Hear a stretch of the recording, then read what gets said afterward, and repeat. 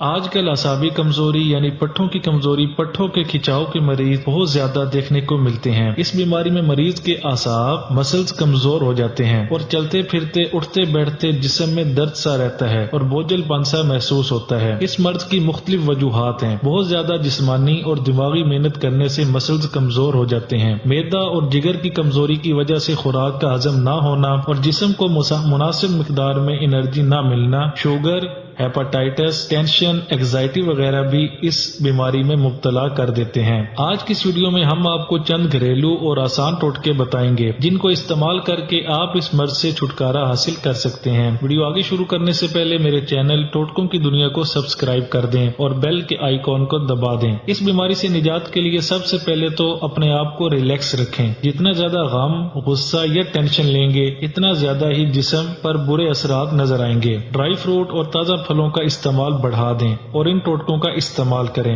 ٹوٹکا number 1، اس کو بنانے کے لیے ہمیں ضرورت ہوگی سبز پودینہ، ادرک اور اناردانہ کی۔ یہ تینوں اجزاء ہم وزن لے کر چٹنی بنا لیں۔ ذائقہ بڑھانے کے لیے تھوڑا سا دہی بھی ڈال سکتے ہیں۔ صبح، دوپہر، شام کھانے کے ساتھ اس کا استعمال کریں۔ انشاءاللہ پٹھوں کی کمزوری دور کرنے کے ساتھ معدہ اور جگر کی کمزوری بھی اس نسخہ سے دور ہو جائے گی۔ نسخہ نمبر 2، منقہ کے 11 عدد دانے لے کر 1 گلاس گرم پانی میں رات کے وقت بھگو کر رکھ دیں۔ صبح نہار منہ بیج نکال کر منقہ کھا لیں اور پانی پی لیں۔ اعصابی کمزوری کے لیے لاجواب نسخہ ہے۔ نسخہ نمبر 3، 1 چمچ خالص شہد میں 7 قطرے کلونجی کا تیل مکس کر کے روزانہ رات سونے سے پہلے استعمال کریں۔ انشاءاللہ چند دنوں میں پٹھوں کی کمزوری سے نجات مل جائے گی۔ اس کے علاوہ یہ ٹوٹکا جسمانی صحت کے لیے بھی بہت مفید ہے۔ ٹوٹکا نمبر 4، دار چینی پاؤڈر اور ہلدی پاؤڈر کو برابر مقدار میں حسب طبیعت لے کر نیم گرم دودھ میں ڈال کر استعمال کریں۔ جسم درد کر رہا ہو، بہت زیادہ تھکاوٹ ہو تو یہ نسخہ بنا کر استعمال کریں۔ چند منٹوں میں فرق محسوس ہونے لگے گا۔ کھانے میں دودھ، مکھن، مچھلی،